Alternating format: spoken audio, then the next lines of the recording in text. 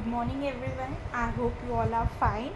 Today we are starting our series related to your EVS net exam. ठीक है, तो हम जो है इस नेट एग्ज़ाम के लिए जितने भी आपके EVS के सब्जेक्ट्स हैं, चाहे वो आपके इन्वामेंटल बायोलॉजी है, ठीक है, इन्वामेंटल लॉज है, जियो साइंस है, इन्वामेंटल केमिस्ट्री है, वो सारे हम जो है रिवाइज़ करेंगे वीडियोस के थ्रू. ठीक है, आपने अपनी जो तैयारी है वो जारी रखनी है, साथ साथ में दिन की एक वीडियो देख लेनी है ताकि आपका जो पार्ट है मैक्सिमम पार्ट जो है वो रिवाइज़ हो सके. ठीक है, आई होप कि आप सब तैयारी कर रहे होंगे. All the best and keep revising your material and keep studying. Okay, firstly we will start about the subject environmental biology. ये एक टाइप की मैराथॉन्स होंगी ताकि आपका जो मटेरियल है वो रिवाइज हो सके और आप अच्छा परफॉर्म कर सके अपने एग्ज़ाम में. ठीक है, इन्वामेंटल बायोलॉजी में हम सबसे पहले पढ़ेंगे इकोलॉजी के बारे में. ठीक है, तो इकोलॉजी आपको पता ही है कि क्या होती है. ऐसे तो एज सच कोई डेफिनेशन तो नहीं आएगी, वहाँ पे आपको मल्टीपल चॉइस क्वेश्चंस ही आने हैं. ठीक है, इस बार आपका एग्ज़ाम जो है वो ऑफलाइन है. ठीक है, तो इसलिए सबसे पहले इकोलॉजी क्या होती है. इकोलॉजी जो है वो साइंटिफिक स्टडी है relationship of living organisms with each other and their environment. ठीक है, ऑर्गेनिजम्स का relation with their environment is known as ecology. ठीक है, सबसे पहले ये टर्म जो है किसने दी है, अर्नेस्ट हैक्कल ने दी है. कितने में दी है, 1866 में. किसने दी है ये टर्म, अर्नेस्ट हैक्कल ने 1866 में. ठीक है, नेक्स्ट जो है आपका इकोलॉजी टर्म जो है ग्रीक वर्ड से निकाली गई है. ओक्यूस जिसका मतलब है हाउस एंड लोगोस जिसका मतलब होता है स्टडी. ठीक है, फिर उसके बाद डिफ़ाइन किसने किया इकोलॉजी टर्म को, ईपी ऑडम ने. डिफ़ाइन अगर आपको आ जाता है कि किसने डिफ़ाइन किया है तो वो किसने किया है, ईपी ऑडम ने. ठीक है, उन्होंने क्या बोला, ये स्टडी है structure and function of nature की. ठीक है, उसके बाद आपका आ जाता है ब्रांचेस ऑफ इकोलॉजी. दो ब्रांचेस है इकोलॉजी की, autecology and synecology.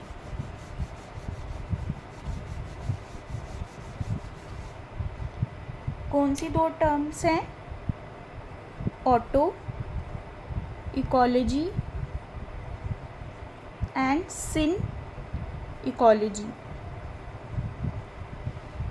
Auto का मतलब क्या हो गया, involves the study of an individual animal और plant with its environment. Ecology आपको समझ आ गया कि ऑर्गेनिज्म का relation with each other and their environment, उसे हम इकोलॉजी बोलते हैं. तो ऑटो इकोलॉजी जब हम एक इंडिविजुअल एनिमल का रिलेशन देखते हैं या प्लांट का विद इट्स इन्वायरमेंट. ठीक है, सिन इकोलॉजी क्या हो गया, study of relation of group of different species with their environment. Syn का मतलब हो गया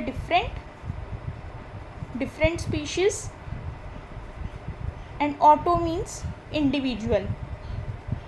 ओके, नेक्स्ट जो टर्म्स आपकी इसमें इम्पॉर्टेंट हैं वो हैं निच एंड हैबिटेट. ठीक है, हैबिटेट क्या होता है, किसी ऑर्गेनिज्म का घर, उसकी लोकेशन. ठीक है, उसका एड्रेस, वो आपका क्या हो गया, हैबिटेट. ठीक है, और निच आपका क्या हो गया कि sum of all the activities and relationships of a species by which it uses the resources in its habitat for its survival and reproduction, उसे हम क्या बोलते हैं, निच. ठीक है, निच एक टाइप का आपका क्या हो गया, प्रोफेशन, कि एक ऑर्गेनिज्म क्या काम करते हैं. जैसे होता है ना कि आप क्या काम करते हो, आप टीचर हो, डॉक्टर हो, स्टूडेंट हो. ठीक है, तो निच जो हो गया वो क्या हो गया, एक ऑर्गेनिज्म का प्रोफेशन हो गया. ठीक है, अब हम पढ़ेंगे कि स्पीसिएशन क्या होती है. स्पीसिएशन, ठीक है, स्पीसिएशन एक प्रोसेस है जिससे क्या होगा, आपके 2 और more new species are form. ठीक है, ये एक प्रोसेस है जिससे क्या होता है, आपकी न्यू स्पीशीज़ जो होती है वो बनती हैं. अब कैसे बनती हैं, जैसे आपको पता है कि फिशन का प्रोसेस होता है. फिशन के प्रोसेस में, बाइनरी फिशन में क्या होता है, एक ऑर्गेनिज्म जो होता है 2 न्यू ऑर्गेनिजम्स में डिवाइड हो जाता है, ठीक है। नेक्स्ट इसमें आपका बर्डिंग से हो सकती है स्पीसिएशन, ठीक है। जैसे आपको पता है हाइड्रा जो प्लांट होते हैं, ठीक है, उसमें क्या होती है आपकी बर्डिंग होती है, ठीक है। नेक्स्ट हम कुछ इम्पॉर्टेंट टर्म्स पढ़ेंगे इसमें। फर्स्ट हम पढ़ेंगे आपकी फ्लैगशिप स्पीशीज़। फ्लैगशिप स्पीशीज़ क्या होती हैं? वो स्पीशीज़ जो एक एम्बेसडर की तरह एक्ट करती है या आइकॉन या फिर सिंबल एक डिफाइंड हैबिटेट के लिए। जैसे आपको पता है बंगाल टाइगर, बंगाल टाइगर, ठीक है, पैंथरा टिग्रीज जिसे बोलते हैं, वो क्या है? एग्जाम्पल है किसकी? फ्लैगशिप स्पीशीज़ की, क्योंकि वो एक पर्टिकुलर जगह का आइकॉन है, सिंबल है, ठीक है। हमें पता चलता है हाँ भाई वो टाइगर जो है वो कहाँ पाए जाते हैं? बंगाल में, तो इसलिए it is known as Bengal tiger. तो वो क्या है आपका? फ्लैगशिप स्पीशीज़, ठीक है। नेक्स्ट हम जो टर्म पढ़ने जा रहे हैं वो है कीस्टोन। कीस्टोन, कीस्टोन स्पीशीज़ जो होगी वो स्पीशीज़ है जो एसेंशियल रोल प्ले करती है इन द स्ट्रक्चर, फंक्शनिंग और प्रोडक्टिविटी ऑफ अ हैबिटेट और ecosystem at a defined level, ठीक है। वो एक एसेंशियल रोल प्ले करती है स्ट्रक्चर में, फंक्शनिंग में या फिर प्रोडक्टिविटी एक हैबिटेट की या इकोसिस्टम की। जैसे उसमें एग्जांपल आ जाती है आपके किसकी? बैट्स और इंसेक्ट की। बैट्स और इंसेक्ट जो है वो देखो इम्पॉर्टेंट है किसके लिए? वहाँ के कीस्टोन स्पीशीज़ है क्योंकि वो पॉलिनेशन में हेल्प करते हैं। अब जैसे हम बंगाल टाइगर पढ़ते हैं, वो तो फ्लैगशिप स्पीशीज़ है कि मतलब वो रिप्रेजेंट कर रहा है हाँ भाई वो बंगाल में है। ये थोड़ी है कि बंगाल में वो नहीं होगा तो उसकी वजह से बंगाल में कोई प्रोडक्शन नहीं होगी, कोई स्ट्रक्चर जो है प्रॉपर मेंटेन नहीं रहेगा, ठीक है। तो फ्लैगशिप स्पीशीज़ जो होगी वो होगी कि एम्बेसडर, आइकॉन और सिंबल ऑफ अ प्लेस, ठीक है। और कीस्टोन स्पीशीज़ जो होगी वो आपकी होगी कि जो वहाँ के एरिया में स्ट्रक्चर, फंक्शनिंग, प्रोडक्टिविटी सब में हेल्प करेगा, जैसे कि आपके बैट्स और इंसेक्ट्स हो गए पॉलिनेशन में, ठीक है। Next is your indicator species. Indicator species जो है वो कौन सी स्पीशीज़ होगी? जो हमें इंडिकेट करेंगी कि वो एक पर्टिकुलर इकोसिस्टम को रिप्रेजेंट करेगी। जैसे आपकी क्रे फिश जो है वो इंडिकेटर है फ्रेश वाटर क्वालिटी की, ठीक है। कोराल्स जो हैं वो इंडिकेटर है कि मैरीन प्रोसेसेस कैरी आउट हो रहे हैं, ठीक है। तो ये सारे जो हैं ये क्या है आपकी इंडिकेटर स्पीशीज़। जैसे आपकी क्रे फिश है, लाइकन्स हैं एंड कोराल्स है, ठीक है। ये सारे जो है क्या है आपकी इंडिकेटर स्पीशीज़। अब आप बोलेंगे कि मैम जो फ्लैगशिप स्पीशी थी वो भी ऐसी थी, बंगाल टाइगर भाई बंगाल का है, लेकिन वो जो है एक आइकॉन है, ठीक है, एक सिंबल की तरह है। इंडिकेटर जो है वो हमें एक प्रोसेस के बारे में बताएगा, एक इकोसिस्टम के बारे में बताएगा कि हाँ यहाँ कौन सा इकोसिस्टम है आपका? फ्रेश वाटर इकोसिस्टम है, यहाँ आपका मैरीन इकोसिस्टम है। तो वो हमें कौन बता रहा है? वहाँ की स्पीशीज़ बता रही हैं, ठीक है। जैसे हम बोलेंगे कि वो फ़िश जो है मैरीन वाटर में मिलती है, तो वो क्या होगी? Indicator species. वहाँ इंडिकेट कर रही है कि वहाँ कौन सा इकोसिस्टम जो है वो प्रेजेंट है, ठीक है। नेक्स्ट हम पढ़ेंगे आपका लिंक्ड स्पीशीज़। लिंक्ड स्पीशीज़ जो है वो मीडिएटर है between living and non living के बीच में। कौन सी स्पीशीज़ है? लिंक्ड, लिंक्ड स्पीशीज़, ठीक है। जैसे आपको पता है माइकोराइजा, वो किसके बीच में एसोसिएशन है? फंजाई और रूट के बीच में एसोसिएशन है, तो वो हमें इंडिकेट करती है कि वो एक लिंक्ड स्पीशीज़ है, एक जुड़ी हुई स्पीशीज़ है हमारी, ठीक है। उसमें एग्जांपल आ गई आपकी माइकोराइजा की, जो कि एसोसिएशन है किसकी? फंजाई और रूट की। I hope these species are clear to you. Linked species, keystone, flagship, indicator. वहाँ कोई आपको पैराग्राफ लिखने के लिए नहीं आएगा, लेकिन आपको ऑब्जेक्टिव के टाइप से ये पता होना चाहिए कि इंडिकेटर वाली कौन सी है। हाँ ये वाली जो है इंडिकेटर। हो सकता है वो ऐसे पूछते हैं कि क्रे फिश जो है वो किसकी इंडिकेटर है, तो आपको पता होगा फ्रेश वाटर क्वालिटी की इंडिकेटर है, ठीक है। या पूछते हैं फ्रेश वाटर क्वालिटी का इंडिकेटर कौन सा स्पीशीज़ है, इसमें से क्रे फिश है, कोराल्स हैं, लाइकन्स हैं, तो आपको पता होगा नहीं क्रे फिश जो है वो इंडिकेटर है, ठीक है। I hope this is clear to you. Next topic है आपका इकोसिस्टम। इकोसिस्टम टर्म जो है वो किसने दी है, एजी टांसले ने दी है, ठीक है, टांसले इन 1935, ठीक है। अगर आपको याद नहीं रहता है, जैसे आपको याद रहेगा कि ऑडम था, उसने क्या दिया, फिर उसके बाद अर्नेस्ट हैकेल थे, उन्होंने क्या दिया, तो आपने कैसे याद रखना है, टांसले में एस है तो एस से क्या है, सिस्टम, ठीक है। तो इकोसिस्टम किसने दिया है, हमारा टांसले ने दिया है, ठीक है। इकोसिस्टम क्या हो गया, फंक्शनल यूनिट है नेचर का अबाउट द कम्प्लेक्स इंटरैक्शंस किसके बीच में, बायोटिक और एबायोटिक कंपोनेंट्स के बीच में, ठीक है। आपको पता है इकोसिस्टम जो है वो बना ही किसका है, बायोटिक और एबायोटिक कंपोनेंट्स का। तो उनकी जब इंटरेक्शन होगी उसे हम क्या बोलते हैं, उस सिस्टम को हम क्या बोलते हैं, इकोसिस्टम। और अगर हम उसी की पढ़ाई कर रहे हैं, लॉगस मीन स्टडी, उसी की पढ़ाई कर रहे हैं इन्वायरमेंट की, ऑर्गेनिज्म की इंटरेक्शंस की, तो वो क्या होगी, इकोलॉजी होगी आपकी, ठीक है। वो किसने दी थी, अर्नेस्ट हैकेल ने दी थी, और डिफाइन किसने किया था, ऑडम ने, ठीक है। अब हम पढ़ेंगे कंपोनेंट्स ऑफ इकोसिस्टम। ये तो मुझे लगता है सबको पता होंगे, बायोटिक एंड एबायोटिक कंपोनेंट्स, ठीक है। बायोटिक हो गए आपके जो लिविंग कंपोनेंट्स हैं, चाहे वो आपके प्रोड्यूसर्स हों, प्लांट्स हों, ठीक है, कंज्यूमर्स हों, दैट इज़ एनिमल्स हों, डीकम्पोजर्स हों, जो कि आपके क्या है, माइक्रो ऑर्गेनिजम्स हैं, वो आपके सारे क्या हो गए, बायोटिक कंपोनेंट्स। और एबायोटिक कंपोनेंट्स में क्या आ जाता है आपका, फिजिकल फैक्टर्स जैसे कि temperature, humidity, light, atmospheric pressure. अब वहाँ क्वेश्चन ऐसे ही आएगा कि इतना इजी तो क्या पता आए नहीं है, लेकिन एबायोटिक कंपोनेंट इसमें से कौन सा है, ठीक है। जैसे कोई फिजिकल फैक्टर लिख दिया होगा, टेम्परेचर, ह्यूमिडिटी, लाइट, कोई इनऑर्गेनिक सब्सटेंस लिख दिया होगा जैसे water, oxygen, carbon dioxide, nitrogen, ठीक है। कोई ऑर्गेनिक सब्सटेंस लिख दिया होगा, प्रोटीन हो गया आपके, कार्बोहाइड्रेट्स, लिपिड्स, ये सारे जो है ये क्या है आपके एबायोटिक कंपोनेंट्स, ठीक है। बायोटिक कंपोनेंट्स हो गए जो लिविंग कंपोनेंट है आपके, और जो नॉन लिविंग कंपोनेंट है वो कौन सा हो गया, एबायोटिक, ठीक है। एबायोटिक मीन्स विदाउट लाइफ, ठीक है। तो ये दो जो है आपके कंपोनेंट्स हो गए इकोसिस्टम के। नेक्स्ट है आपका फंक्शंस ऑफ इकोसिस्टम। अब आपके इकोसिस्टम के क्या क्या फंक्शंस हैं, ठीक है। पहला है आपका energy flow through food chain and productivity, ठीक है। दूसरा फंक्शन क्या है आपका, अब इकोसिस्टम का फंक्शन क्या होता है कि एनर्जी जो आपकी फूड चेन के थ्रू जो है फ्लो कर रही है, और फिर प्रोडक्टिविटी हो रही है, प्राइमरी प्रोडक्टिविटी, सेकेंडरी प्रोडक्टिविटी, ठीक है। फिर उसके बाद दूसरा है न्यूट्रिएंट साइक्लिंग, जिसमें आपके बायोजियोकेमिकल साइकिल्स आ जाते हैं, जिसमें आपके कौन से आएंगे, सेडिमेंट्री भी आएंगे, और दूसरे कौन से, गैसियस साइकिल्स, ठीक है।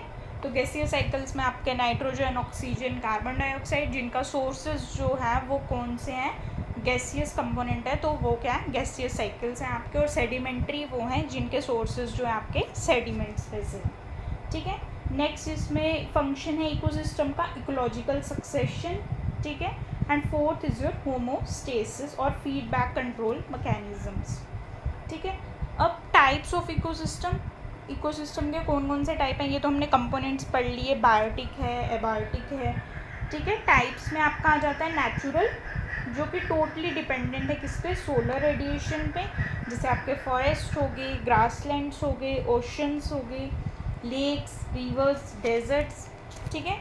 और मैन मेड इकोसिस्टम कौन से आ गए आप पे, जो डिपेंडेंट है सोलर एनर्जी पे, जैसे कि एग्रीकल्चर फील्ड्स, एक्वाकल्चर, पॉन्ड्स, ठीक है।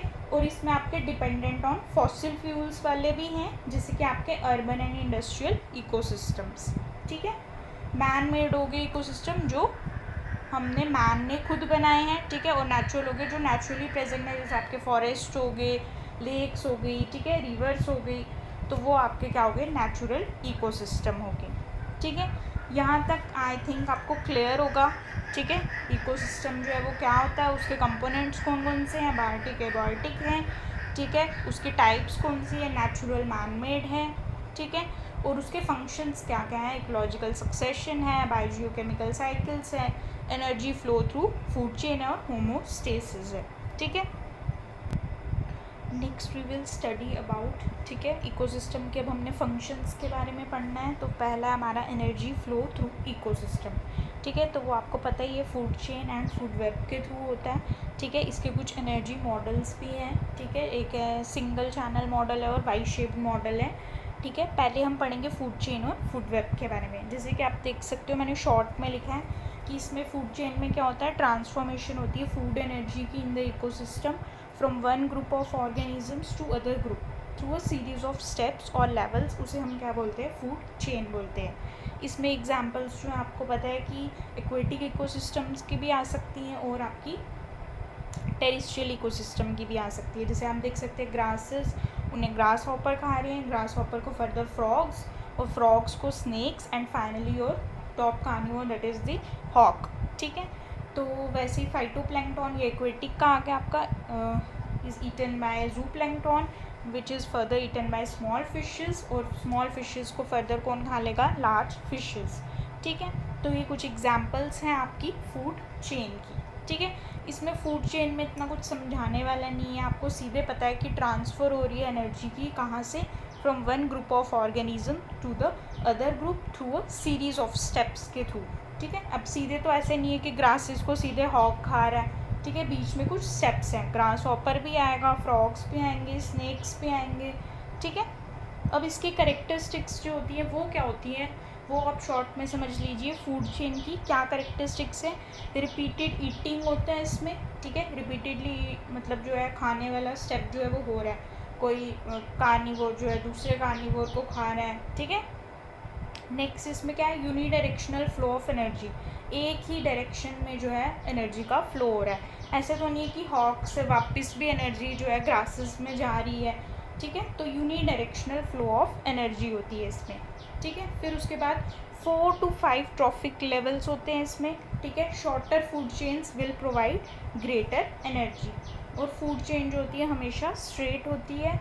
ओमनीवोर्स जो होते हैं occupy more than one trophic level in a food chain, क्यों, क्योंकि ओमनीवोर्स जो होते हैं वो हमारे एनिमल्स पे भी फीड करते हैं और हमारे प्लांट्स पे भी फीड करते हैं, ठीक है।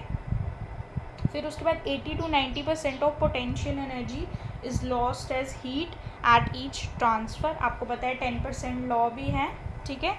तो क्या होता है कि जब भी आपकी फूड चेन जो है मूव करती है आगे, तो आपकी 10% एनर्जी जो होती है वो कैरी ऑन होती है, ठीक है। तो ये जो है आपके क्या आ गई, करेक्टरिस्टिक्स आ गई किसकी, फूड चेन की। नेक्स्ट हम पढ़ेंगे इसमें types of food chain. Types of food chain में आपकी आ गई एक ग्रेजिंग फूड चेन, एक आ गई डिट्राइटस फूड चेन, ठीक है। ग्रेजिंग वाली जो है वो डिपेंडेंट है सोलर एनर्जी पे, और डिट्राइटस वाली जो है उसमें प्राइमरी सोर्स ऑफ एनर्जी जो है आपका क्या है, डेड ऑर्गेनिक मैटर है, ठीक है। ग्रेजिंग में ग्रीन प्लांट्स जो है वो फर्स्ट ट्रॉफिक लेवल बनाएंगे आपका, और डिट्राइटस में डिट्राइटिवोर्स जो हैं वो प्राइमरी कंज्यूमर्स होंगे, जैसे कि प्रोटोजोन्स, फंजाई, बैक्टीरिया, ठीक है। और जो आपकी ग्रेजिंग फूड चेन है वो हमेशा एंड होगी डीकम्पोजर लेवल पे, और डिट्राइटस वाली जो होगी वो ग्रेजिंग फूड चेन से छोटी होगी ट्रॉफिक लेवल्स के कंपैरिजन में, ठीक है। फिर नेक्स्ट आपका आ गया हमारे पास फूड वेब।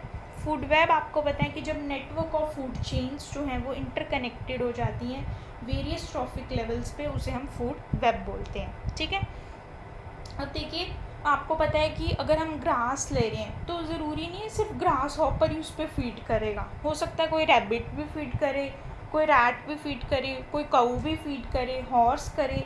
अब ऐसा तो नहीं है कि एक ही ऑर्गेनिज्म के लिए लिखा हुआ है कि नहीं ये ग्रास हॉपर ही खाएगा ये वाली ग्रास जो है, तो इसलिए फूड वेब जो है वो क्रिएट होता है क्योंकि हमारे पास बहुत सारे कंज्यूमर्स होते हैं, तो इसलिए एक इंटरकनेक्टेड नेटवर्क बन जाता है जिसे हम क्या बोलते हैं, फूड वेब बोलते हैं, ठीक है।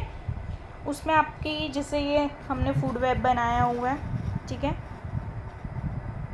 ग्रास को ग्रास हॉपर खा रहा है, रैबिट खा रहा है, माउस खा रहा है, उनको फर्दर स्नेक खा रहा है, हॉक खा रहा है, ठीक है। तो ये सारा जो है क्या एक इंटरकनेक्टेड यूनिट बन गया जिसे हम क्या बोलते हैं, फूड वेब। वेब का मतलब ही क्या होता है, नेटवर्क, जाल, तो इसलिए फूड वेब जो है वो इंटरकनेक्टेड यूनिट से बना है, ठीक है। करेक्टरिस्टिक्स आ गई कि ये कभी स्ट्रेट नहीं होते, ठीक है, form by interlinked food chains, ठीक है, ऑल्टरनेटिव पाथवेज प्रोवाइड करते हैं, और food availability helps in ecosystem development. ठीक है, एक बात याद रखना कि आपके पास जो भी सोर्स है, क्योंकि सबके पास सेम बुक्स तो होंगी ही नहीं, तो जो भी सोर्स है आपने जहाँ से पढ़ा है पहले आप उसे ही पढ़िए। ठीक है, फिर ये वीडियो देख लीजिएगा ताकि अगर कुछ छूट भी गया है तो आपका वो जो है इसमें कवर अप हो जाए। ठीक है, और अगर आपको कोई टॉपिक लगता है बीच में कि नहीं समझ आ रहा है या नहीं ढंग से पढ़ाया है, तो आप उन्हें कमेंट सेक्शन में भी लिख सकते हैं ताकि हम दोबारा उसको अच्छे से पढ़ा सकें। ठीक है, ताकि आपका इधर से ही कवर हो जाए, आपको फर्दर कहीं और सोर्सेज पे डिपेंड नहीं होना पड़े। ठीक है, नेक्स्ट अब इसमें हम पढ़ेंगे एनर्जी मॉडल्स के बारे में। ठीक है, अब आपका एनर्जी मॉडल जो है, हमें पता है एनर्जी फ्लो जो है वो क्या होता है, एक सिंगल चैनल एनर्जी मॉडल है। ठीक है, उसमें क्या होता है कि हमें बताया गया है कि वो एक यूनी डायरेक्शन में ही मूव करता है। ठीक है, जैसे मैंने आपको अभी भी बताया फूड चेन में भी कि क्या है, वो यूनी डायरेक्शनल है कि ग्रास को अगर ग्रास हॉपर ने खाया, फिर ग्रास हॉपर को फर्दर किसी ऑर्गेनिज्म ने खाया, फिर उसे फर्दर खाया, तो वो एक यूनी डायरेक्शन, एक सिंगल डायरेक्शन में जो है मूव कर रहे हैं, जैसे आप इस डायग्राम में भी देख सकते हो। ठीक है, ये आपका सिंगल चैनल एनर्जी मॉडल है। ठीक है, टोटल लाइट जैसे आपकी सन सोलर एनर्जी आई, वो किसने ली, प्रोड्यूसर्स ने, आपके प्लांट्स ने ली, अपना खाना प्रिपेयर किया, उन्हें फर्दर कंज्यूम किया हर्बीवोर्स ने, हर्बीवोर्स को कंज्यूम किया कार्निवोर्स ने। ठीक है, तो आपकी एनर्जी जो है एक सिंगल डायरेक्शन में मूव कर रही है, उसे हम क्या बोलते हैं, सिंगल चैनल एनर्जी मॉडल। लेकिन क्या हुआ कि जो ईपी ऑडम है उन्होंने ऑब्जर्व किया कि ऐसा ज़रूरी नहीं है कि एक सिंगल ही इकोसिस्टम में ही काम चलता रहे। ठीक है, जैसे आपका ज़रूरी नहीं है कि प्रोड्यूसर्स जो हैं उन्हें कौन कंज्यूम करे, कोई ऑर्गेनिज्म ही कंज्यूम करे, जैसे कि आपके हर्बीवोर्स हैं वही कंज्यूम करे। हो सकता है उनके ऊपर कोई डेट्राइटिवोर्स फीड कर लें। ठीक है, कोई डेड ऑर्गेनिक मैटर पे जो फीड करते हैं ऑर्गेनिजम्स, उन्हें हम क्या बोलते हैं, डेट्राइटिवोर्स। ठीक है, तो हो सकता है कि वो फीड कर दें उस और प्लांट्स पे। ठीक है, तो फिर क्या होगा कि आपके दो चैनल्स बन जाएंगे, जिसकी वजह से क्या होता है, वाई शेप बनती है, उसे हम क्या बोलते हैं, वाई शेप्ड एनर्जी मॉडल। उसकी भी डायग्राम मैं आपको दिखा देती हूँ। ठीक है, ये आपकी डायग्राम आ गई किसकी, वाई शेप मॉडल की।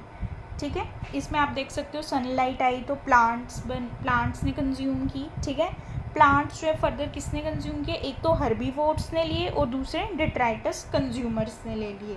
ठीक है, उनके फिर फर्दर प्रेडेटर्स आए, तो ये होगी हमारी ग्रेजिंग फूड चेन ऊपर वाली जो है। ठीक है, हर्बीवोर्स वाली, और दूसरी जो है वो कौन सी होगी आपकी, डिट्राइटस फूड चेन। ये आपका कौन सा हो गया, वाई शेप्ड एनर्जी मॉडल हो गया। ठीक है, ओके, नेक्स्ट आपका इसमें टॉपिक जो है वो क्या है, प्रोडक्टिविटी ऑफ एन इकोसिस्टम। ठीक है, ये भी एक इम्पॉर्टेंट टॉपिक है, प्रोडक्टिविटी ऑफ एन इकोसिस्टम। ठीक है, प्रोडक्टिविटी क्या होगी कि किस रेट पे हम बायोमास जो है वो प्रोड्यूस हो रहा है, उसे हम क्या बोलते हैं, प्रोडक्टिविटी। कितना पोर्शन ऑफ फिक्स्ड एनर्जी एक ट्रॉफिक लेवल पे जो कि पास हो रहा है दूसरे ट्रॉफिक लेवल को, उसे हम प्रोडक्शन बोलते हैं। ठीक है, प्रोडक्टिविटी होगी आपकी rate of biomass production, biomass production. ठीक है, फिर प्रोडक्टिविटी जो है आपकी दो टाइप्स की है, primary productivity and your secondary productivity. ठीक है, प्राइमरी प्रोडक्टिविटी क्या होती है, जैसे आपको पता है कि सोलर एनर्जी आती है तो ग्रीन प्लांट्स क्या करते हैं, उसे फिक्स कर देते हैं और उसे ऑर्गेनिक फॉर्म में, एक केमिकल एनर्जी की फॉर्म में अपने अंदर स्टोर कर लेते हैं थ्रू अ प्रोसेस जिसे हम बोलते हैं फोटोसिंथेसिस। तो ये जो फर्स्ट बेसिक फॉर्म है एनर्जी स्टोरेज की, ठीक है, जिसमें एनर्जी जो है एक्यूमुलेट हो रही है ग्रीन प्लांट्स में या आपके प्रोड्यूसर्स में, उसे हम क्या बोलते हैं, प्राइमरी प्रोडक्टिविटी। ठीक है, फिर उसके बाद आ जाता है आपका कि इसको एक्सप्रेस केस में किया जाता है, क्या यूनिट्स होते हैं आपके प्रोडक्टिविटी के, तो आपकी प्रोडक्टिविटी के यूनिट्स होते हैं कैलोरीज पर सेंटीमीटर स्क्वायर पर एयर। ठीक है, और ड्राई ऑर्गेनिक मैटर हो तो ग्राम पर मीटर स्क्वायर पर एयर। ठीक है, तो ये आपके क्या आगे यूनिट्स आगे प्रोडक्टिविटी के। ठीक है। प्राइमरी प्रोडक्टिविटी फर्दर दो टाइप्स की होती है आपकी, ग्रॉस एंड नेट, ठीक है। ग्रॉस क्या होगी, टोटल सोलर एनर्जी जो ट्रैप की फूड मटेरियल ने बाय फोटोसिंथेसिस, उसे हम क्या बोलते हैं, ग्रॉस प्राइमरी प्रोडक्टिविटी। ग्रॉस होगी आपकी, समझ लीजिए, टोटल, ठीक है। ग्रॉस प्राइमरी प्रोडक्टिविटी जो हो गई टोटल सोलर एनर्जी जो आपके प्लांट्स ने स्टोर की है, उसे हम क्या बोलेंगे, ग्रॉस प्राइमरी प्रोडक्टिविटी। नेट क्या होगी, नेट प्राइमरी प्रोडक्टिविटी होगी gross minus energy lost in respiration, ठीक है। हम आपको पता है जब रेस्पायरेशन होती है तो एक एनर्जी का लॉस होता है, तो आपकी जो ग्रॉस हो गई वो हो गई total solar energy fix by plants, ठीक है। और नेट हो गई आपकी gross minus energy lost in respiration, ठीक है। ये आप शॉर्ट में याद रखेंगे, ठीक है। ग्रॉस हो गई टोटल सोलर एनर्जी जो आपकी फोटोसिंथेसिस के थ्रू फिक्स की गई है प्लांट्स में, ठीक है। और नेट हो गई आपकी gross minus energy lost in respiration. Next आपकी आ जाती है सेकेंडरी प्रोडक्टिविटी। अब देखिए प्राइमरी हमने पढ़ी थी कि जो प्लांट्स फिक्स करते हैं, सेकेंडरी क्या होगी, जो रेट ऑफ बायोमास फॉर्मेशन होगी या एनर्जी फिक्सेशन होगी by heterotrophic organisms such as grazers and decomposers, ठीक है।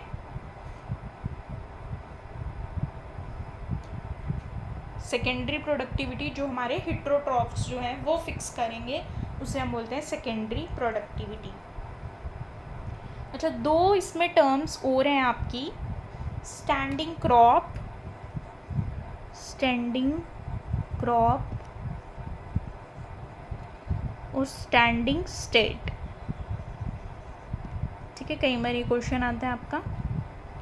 स्टैंडिंग क्रॉप जो होगी वो होगी आपकी लिविंग मटेरियल जो हर एक ट्रॉफिक लेवल पे है एट अ गिवन टाइम, ठीक है। और स्टैंडिंग स्टेट जो होगी वो हो गया आपका inorganic nutrients found in an ecosystem at a given time. वो एक टाइप का आपका हो गया स्टैंडिंग स्टेट, होगी non living matter, non living matter, ठीक है। और स्टैंडिंग क्रॉप जो होगी वो क्या हो गया, living material, living material, okay. अगर आपको ये आ जाता है ऑब्जेक्टिव में स्टैंडिंग क्रॉप क्या है, स्टैंडिंग स्टेट क्या है, तो आपको पता होगा, ठीक है। स्टैंडिंग क्रॉप जो है वो आपका लिविंग मटेरियल जो कि हर एक ट्रॉफिक लेवल पे है एट अ गिवन टाइम, उसे हम बोलते हैं स्टैंडिंग क्रॉप। और स्टैंडिंग स्टेट जो होगी वो नॉन लिविंग मैटर, ठीक है। I hope this is clear to you, ठीक है। Primary productivity, secondary productivity, what is productivity, gross productivity, net productivity, ठीक है। अच्छा, अब आपको ये क्वेश्चन आ रहा होगा कि नेट प्रोडक्टिविटी हमने सेकेंडरी में नहीं पढ़ी, ठीक है। तो सेकेंडरी में क्या होता है, net productivity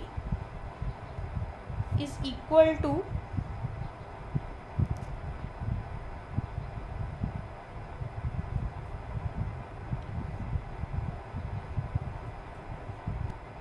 net productivity in case of secondary is equal to net primary production minus the consumption by the heterotrophs, ठीक है। नेट प्रोडक्टिविटी जो है वो किसके बराबर है, नेट प्राइमरी प्रोडक्शन माइनस की हेटेरोट्रॉफ्स ने कितना कंज्यूम कर लिया है ड्यूरिंग द यूनिट पीरियड, उसे हम क्या बोलते हैं, net productivity in case of secondary, ठीक है। तो I hope this topic is clear to you. Next we will move towards ecological pyramids, ठीक है। But before that I just want to tell you about a trend of productivity in ecosystems of the world, in major ecosystems, ठीक है। तो मैं यहाँ पे लिख देती हूँ, आप नोट भी कर सकते हैं। ये सबसे पहले आएंगे आपके ट्रॉपिकल रेन फॉरेस्ट, सबसे ज़्यादा प्रोडक्टिविटी जो होती है इनकी होती है। उसके बाद आती है ट्रॉपिकल डिसीडियस फॉरेस्ट,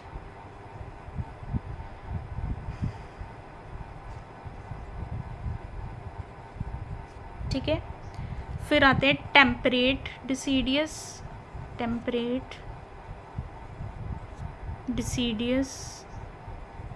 ठीक है। सबसे ज़्यादा याद रखना कि रेन फॉरेस्ट की होती है, ट्रॉपिकल रेन फॉरेस्ट की।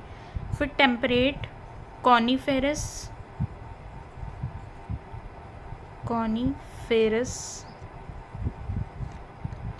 फिर आ जाती है आपकी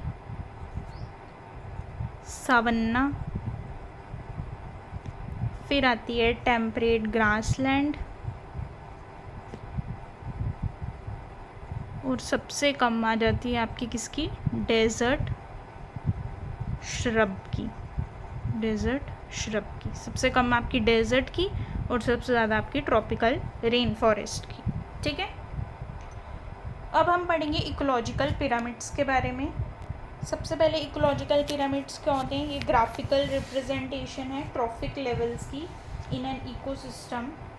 दे आर पिरामिडल इन शेप और वो 3 टाइप्स के होते हैं, ठीक है। Pyramids of number, pyramids of biomass and pyramid of energy, ठीक है। सबसे पहले हम पढ़ेंगे पिरामिड ऑफ नंबर, ठीक है। ये अपराइट भी होते हैं, इन्वर्टेड भी होते हैं, ठीक है, और स्पिंडल शेप भी होते हैं, ठीक है। अब देखिए अपराइट जो होते हैं ये पॉन्ड इकोसिस्टम में भी अपराइट होते हैं, ग्रासलैंड में भी अपराइट होते हैं, जैसे आप इस डायग्राम में भी देख सकते हो, ठीक है। पॉन्ड इकोसिस्टम में देखिए आप, फाइटोप्लैंक्टन है, उन्हें कौन कंज्यूम कर रहा है, जू प्लैंक्टन, फिर उनको स्मॉल फिश, फिर लार्ज, ये हमारा क्या है, अपराइट, ठीक है। और नीचे आप ग्रासलैंड इकोसिस्टम देखेंगे अगर, तो वो भी अपराइट है, ठीक है। ग्रास है, उसे कौन कंज्यूम कर रहा है, रैबिट, तो ऑब्वियसली ग्रास का नंबर जो है वो ज़्यादा होगा, ठीक है। रैबिट का उससे कम, स्नेक का उससे भी कम, रैबिट से भी, और हॉक का तो स्नेक से भी कम, ठीक है। तो ये दोनों जो है आपके इकोसिस्टम, इसमें कौन सा पिरामिड ऑफ नंबर जो है वो कैसा बनता है, अपराइट। नेक्स्ट आप देखिए पैरासिटिक फूड चेन है आपकी, उसमें कौन सा बन रहा है, इन्वर्टेड, इन्वर्टेड, ठीक है। उसमें इन्वर्टेड कैसे, देखो ओक ट्री है वो एक होगा, उस पर बहुत सारे बर्ड्स होंगे, ठीक है। बर्ड्स के ऊपर उससे भी ज़्यादा लाइस एंड बग्स होंगे, ठीक है, जो आपकी वो होती हैं कीड़े होते हैं, ठीक है, छोटे छोटे पैरासाइट्स होते हैं, ठीक है, वो उससे भी ज़्यादा होंगे। फिर हाइपर पैरासाइट जो आपके बैक्टीरिया, फंजाई, वो उनसे भी ज़्यादा नंबर में होंगे, तो इसलिए ये आपका कैसा बनता है, इन्वर्टेड बनता है, ठीक है। उसके बाद एक शेप और बनती है इसमें, स्पिंडल शेप्ड, ठीक है, ये चौथा दिख रहा होगा आपको, स्पिंडल शेप्ड, ये आपका ट्री इकोसिस्टम में बनता है। इसमें देखो प्रोड्यूसर पहले ट्री है, ट्री एक है, सिंगल, ठीक है, उस पर बहुत सारे इंसेक्ट्स और बर्ड्स है, ठीक है, लेकिन जो स्नेक्स और लिजर्ड्स की पॉपुलेशन उस पर है वो उनसे कम है, मतलब जो उन पर फीड करेंगे इंसेक्ट्स और बर्ड्स पे वो कम पॉपुलेशन होगी, और लायन टाइगर की उससे भी कम होगी, तो इसलिए क्या बन जाती है, एक स्पिंडल शेप बन जाती है ट्री इकोसिस्टम की। तो ये आपके तीनों जो हैं वो क्या है, पिरामिड ऑफ नंबर है, ठीक है।